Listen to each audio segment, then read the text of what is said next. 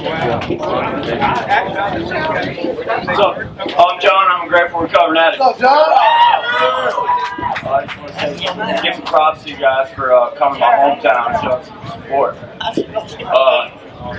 Well, I grew up in Brookville.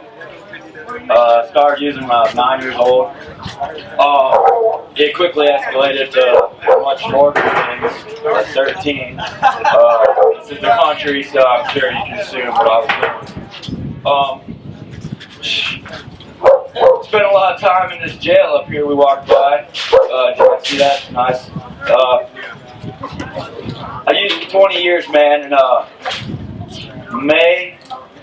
April 30th last year, my sister died of a heroin overdose, and I decided to do something about it. I decided heroin wasn't going to take my life, and I wasn't going to let my family see, me go out that way. So she's trying to get into this rehab center. It's a great-ass rehab center. It's called Harbor Lights Salvation Army. It's in Indianapolis. It's cheap. You don't need insurance, so if you know anybody that needs help, get with me after here, and I can tell you how to get some help. So I got there and I sat down, man, because I was tired of using, man. I was tired of being sick, tired all the time. Living there, people come and they share their experience, strength, and hope, man. And I got a lot of experience, strength, and hope. The message is hope and the promise is freedom. When I was in active addiction, man, I didn't have a choice. I used to live and live to use. If you're an addict, you know what that's about. I had chains, man. I had chains that kept me tied to the dope man, kept me tied to the needle, and I just wanted freedom from that, man. And thank God there's support. There is support. There's just a tiny bit of support here, but it looks like we're trying to make a difference with that. So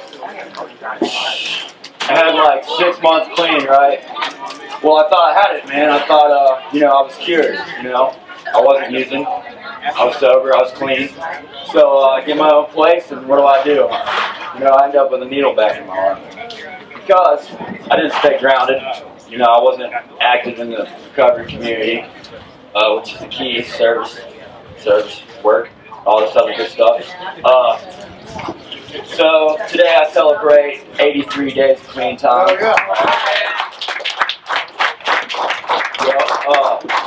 Thanks to the recovery community, man. I know now that I don't need to use no matter what, man.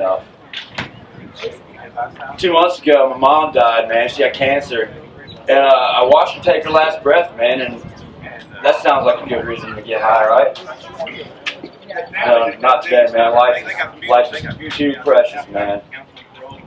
I wish I could have known life was like this before I was 9, but I had some emotional issues. I didn't know how to deal with feelings, you know what I mean? So what I do, I put a bunch of drugs on it. But anyway, life today is great, man. I'm truly blessed, dude. I found God. Where he was hiding, I don't know, but he found me. I got a church, man. There's this great recovery church out where I'm from. I moved to Indy, man, to get away from all the madness here. And there's a huge recovery support there, man. A billion meetings. For my recovery today, man, I just try to get as involved in recovery as possible, man. Next weekend, there's a convention in Detroit. I'm going there. The weekend after that, there's a men's retreat. I'm going there. And I'm just chasing my recovery like I chased, drugs when I was out there getting high. And that's pretty much the way to stay sober, man. You don't have the disease of addiction, man. I assume I was born with it, I imagine, man.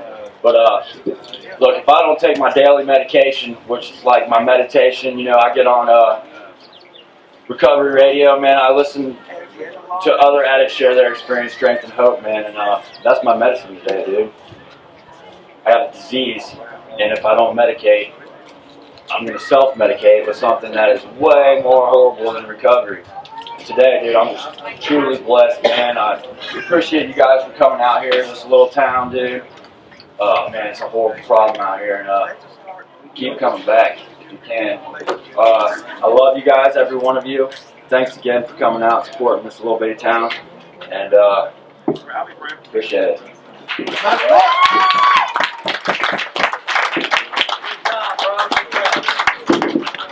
What club? Hey, was that guy not awesome or what? Awesome.